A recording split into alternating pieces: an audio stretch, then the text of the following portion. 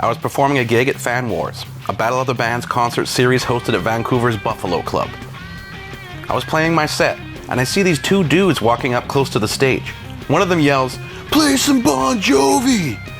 So I obliged, and I played my cover of Always. From that moment forward, I'd made friends for life. Those two dudes were Miguel and Alec from another Vancouver band called Sugar Blade. I finished playing my set, and Alec was like, "Sweet! I'm gonna suck that guy's dick!" And a friendship was born. Our band started getting booked on bills together. United by our love for guitar, beer, Star Wars, and metal, together we drank cheap beer and made our own acoustic versions of glam rock bands like Motley Crue, Def Leppard, Kiss, and The Final Countdown. We decided we should play a gig together, performing those songs we'd been jamming. So we booked a show at Vancouver's Media Club. We made a rule for our act. The rule is that we had to drink an 18 case of Pacific Pilsner before every gig, regardless of how it affected our performance. Rules are rules, people. I remember playing King's Cup at Alec's apartment for a couple hours before the gig. We rolled into that venue absolutely hammered.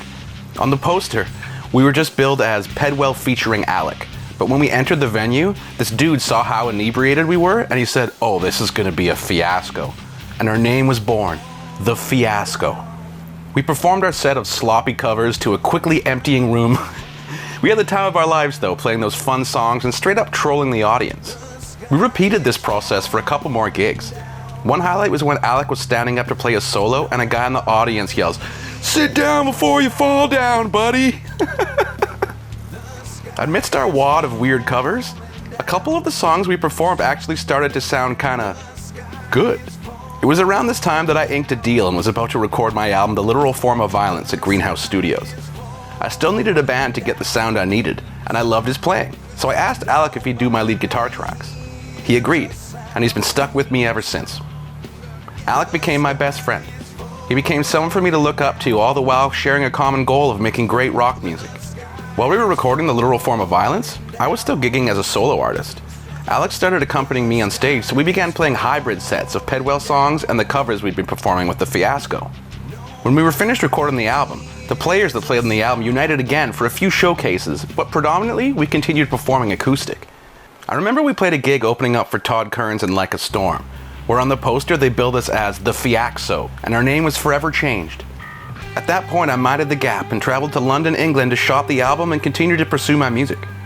I performed a few gigs solo until Alec flew over and joined me. We traveled to Southampton to record 4 songs with producer Barry Upton, acoustic versions of Save It for Tomorrow, Way Down Below, and 2 new songs, Gasoline and World Ain't Over. When we got back to London, we performed a showcase at the historic Troubadour and got the chance to go to a once-in-a-lifetime Star Wars exhibit. When we were recording in Southampton, we stayed at this tiny little hotel-motel thing beside a pub. I got so cold that I couldn't sleep, so I just got up and I turned on the hot water in the bathroom and sat on the floor wrapped in towels. Alec found me that morning, and we deemed it the Southampton sauna.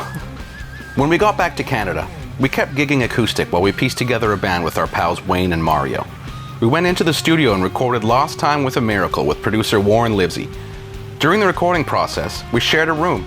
We have to share a room. I've woken him up with my thunderous fart. We drank a ton of beer, and we further solidified our musical partnership. At this point, we were gigging around the city as a full band or acoustic duo. Our acoustic sets continued to evolve into a hybrid of originals and covers. People started to request Lick It Up and Freebird as much as Rocksteady and Lay It On Me. It was comforting knowing that regardless of what was happening with the label or the band, the spirit of the Fiaxo would always be prominent in our performances.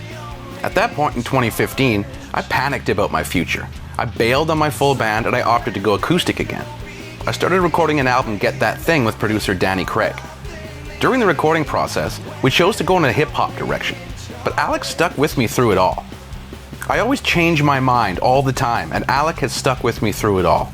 I'm grateful for Alec's loyalty during such an uncertain time, but also to my other bandmates Patrick and Mario for being forgiving when I essentially pulled the rug out from under everyone. My favorite musicians are my favorites because they play what I want to hear. Alec, as a player, is in that category. He plays what I want to hear. Alec is as humble as they come, but has gotten better and better with time, and he's always expanding his horizons. He's able to change his play style to fit the song or project while still sounding unmistakably like himself. While I was busy finding myself, Alec was also performing with another band called Brahma. He recommended we bring their bass and vocalist Shane Hayes on board to our project. We started writing and performing as a three-piece acoustic act, focusing mostly on harmonies, until we started getting offered larger scale shows again, and we needed a drummer for it. Since they were already a functional rhythm section, we further pillaged Brahma's roster and pinned drummer Daryl Shackley to join us on drums.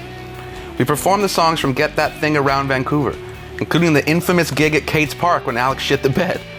I remember mooning Daryl a lot, the little Jack Daniels bottle, our jam space decor, and being reminded that above all else, that this shit's supposed to be fun. The odd gig we'd play, it was requested that we'd play multiple sets, so we'd do a full band set, and then Alec and I would do a Fiaxo set and play our classic covers. It began to snowball a bit. Our drummer Daryl was hosting a benefit and asked us to perform at a venue called Mickey's Public House in Coquitlam. Alec and I performed a set of originals and covers, and got asked to come back and perform as part of their regular live music rotation. It snowballed more and more and more before we knew it. Alec and I were gigging full-time as an acoustic duo at venues across the Lower Mainland as our job. We leaned into it and upgraded our gear and set list constantly, earning a reputation for being a fun, upbeat acoustic duo that can bring it just as much as a full band. I remember Hey Alec. Hey Alec. Hey Alec. Hey Alec. Hey Alec. Hey Alec. Hey Alec. Accidentally playing a rally for the Conservative Party. I'd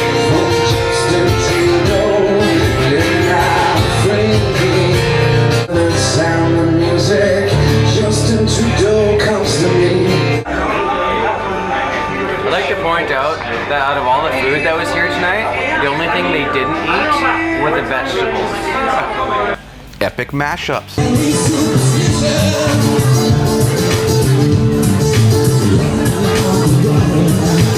Making Alec pull over weird places so I could pee. Jamming with Neil McDonough. Playing Pony by Genuine and having a kid come up to me and say, "I love that song about horses." Taking a limo back from Doolin's. So many memorable moments. I've always found it funny how our relationship began with Alec yelling, "Play some Bon Jovi!" And then he became my Richie Sambora. Few are lucky enough to have a friend like Alec Von Henzke. Few bands are lucky enough to have a player so loyal and dedicated. I'm so proud of what we've done together over these 15 years we've been performing together. Sometimes, all it takes is just stepping out of your comfort zone and saying, I'm gonna f that guy's dick! and who knows? You just might find yourself a best friend. Alec and I are still performing together to this day. We have a new project on the go that'll be announced soon, and I can assure you that it will also be a fiasco.